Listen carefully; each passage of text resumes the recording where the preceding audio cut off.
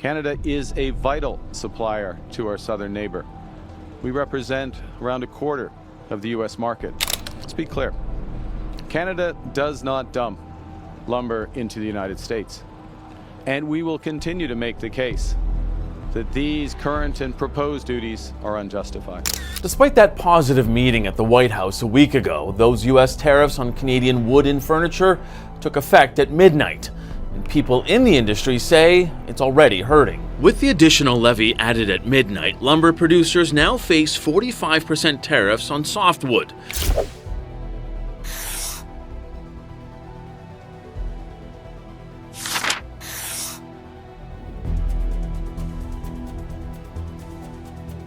Hey, welcome back to my channel. Something happened this week that few people saw coming, and it might quietly rewrite the balance of power between Washington and Ottawa. On October 14, 2025, the Trump administration added a fresh 10% Section 232 tariff on imported lumber. At first, it sounded like just another headline in a long trade dispute. But when you stack that on top of the existing anti-dumping and countervailing duties, the math changes fast.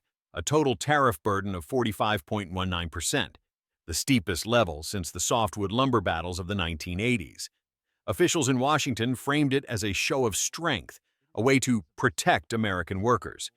Yet inside the industry, many quietly called it something else, a tax on America's own housing market. And here's the twist most people missed. While U.S. builders began freezing projects and cutting orders, Canada's sawmills were actually hiring. Opposition leader Pierre Poilievre accused Prime Minister Mark Carney of destroying loggers' jobs. But the numbers told another story. Employment across British Columbia and Ontario kept rising, supported by steady exports and new investment in domestic processing. Analysts now describe it as a tariff-on-tariff spiral, politically powerful but economically self-defeating.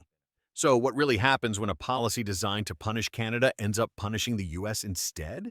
Before we dive in, don't forget to hit that like button. A simple like helps push this video to more people who need to see it. But that's just the beginning of the story, because once you peel back the numbers, you realize something Washington doesn't like to admit. The United States can't actually build without Canada.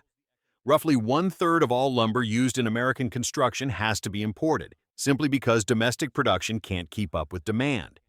And of that, Canada supplies about 85% of total U.S. softwood imports, meeting close to 30% of the entire American housing market's lumber needs. In 2024 alone, Canadian mills shipped more than 12 billion board feet of lumber south of the border, enough to frame millions of homes. U.S. companies even pay up to 40% more for Canadian wood, known as Western spruce pine fir, prized for its strength and consistency, qualities harder to find in trees grown in America's warmer climates. Washington's talk of lumber self-reliance sounds good in theory, but in practice, it's almost impossible. Faces chronic labor shortages, limited logging capacity, and outdated transportation networks, challenges that could take decades to fix. So here's the irony. While tariffs were meant to cut dependence, they've only made it more visible. Still with us? Hit that subscribe button so you don't miss what's next. And the cost of that dependence didn't take long to show. As the flow of Canadian lumber slowed, American homeowners were the first to feel the hit. According to the NAHB Wells Fargo Housing Market Index, tariffs pushed the average cost of building a new home up by $10,900 in 2025 alone.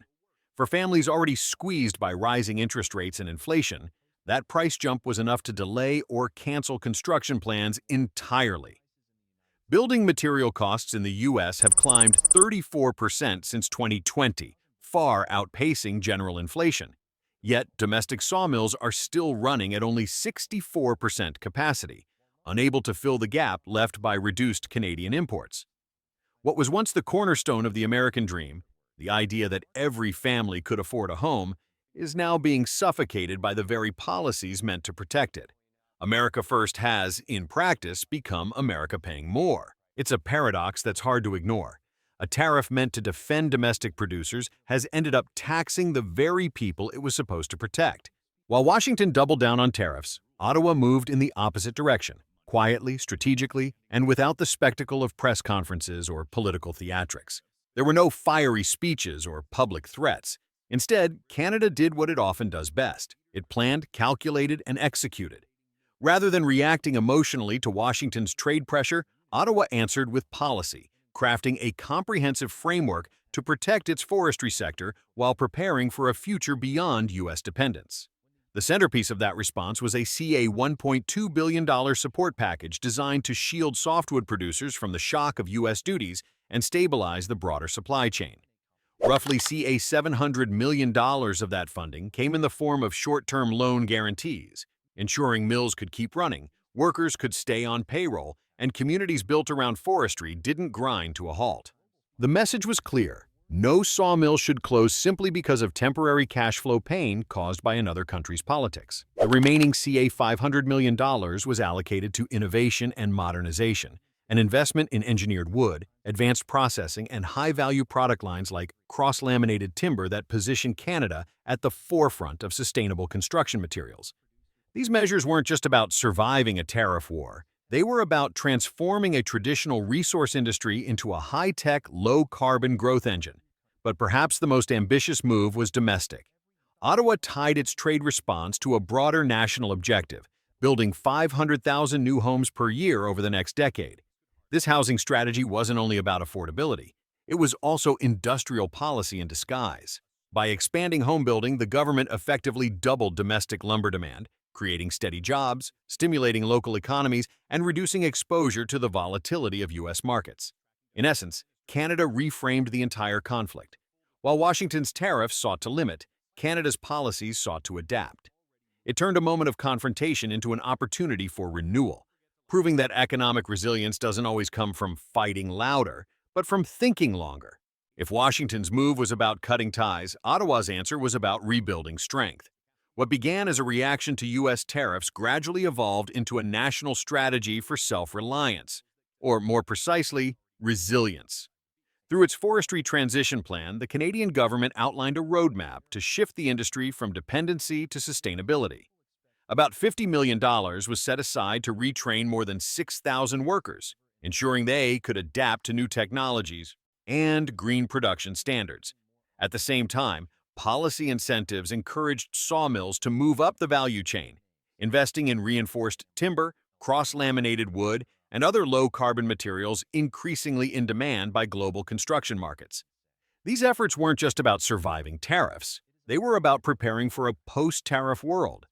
By diversifying its buyers, Canada projected that exports outside North America could rise by 50% in 2025, reducing its exposure to U.S. market volatility. In doing so, the lumber sector became a case study in how a country can turn external pressure into internal renewal, a glimpse of what Ottawa calls the post-tariff economy. As Washington built new walls, Ottawa quietly opened new doors. Instead of waiting for tariff relief, Canada began reshaping its export map, expanding trade across Europe and Asia through agreements like CETA, CPTPP, and growing partnerships with ASEAN. Canadian lumber, once defined by North American housing demand, is now finding new life in Europe's green construction movement, where low-carbon, high-durability materials are not just preferred, they're required. From Scandinavian housing projects to German infrastructure upgrades, premium Canadian timber is carving out a niche as a sustainable alternative to higher-emission imports. At the same time, Ottawa has reopened trade dialogues with China, India, and Mercosur, seeking to diversify export outlets and stabilize revenues in an era of shifting global supply chains. The result is more than just trade diversification. It's a geopolitical repositioning. Canada is positioning itself as a stable, rules-based supplier in an unpredictable world, using something as simple as softwood to build something far more strategic: credibility. The softwood dispute was never just about lumber. It became a mirror, reflecting how nations use trade as a test of power and how easily that power can turn inward. Every time Washington raised a tariff, U.S. home prices climbed, consumer confidence slipped, and construction timelines stretched. Canada, once seen as the smaller player, adapted with quiet precision, transforming itself from a supplier at risk into a command node in North America's supply chain. Each restriction from the U.S. only strengthened Ottawa's resolve to diversify and modernize. And beyond the lumberyards, the world took note.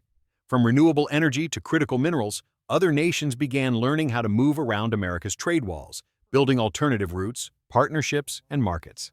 That's what makes this story bigger than timber. It's about the shifting center of economic gravity. When America first starts looking more like America alone, the real question is no longer about tariffs or politics, but about trust. If allies can no longer depend on Washington, will they begin building a future without it? And that's where today's story leaves us, not with a clear winner, but with a deeper question about interdependence in a fractured world. Canada didn't fight back with noise, it fought back with strategy. The US didn't lose a battle, it risked losing influence. So what do you think? In the long run, does protectionism make a nation stronger, or does it quietly erode the very foundation it's trying to protect? Thanks for sticking around. If you found this valuable, like and subscribe to support more content like this.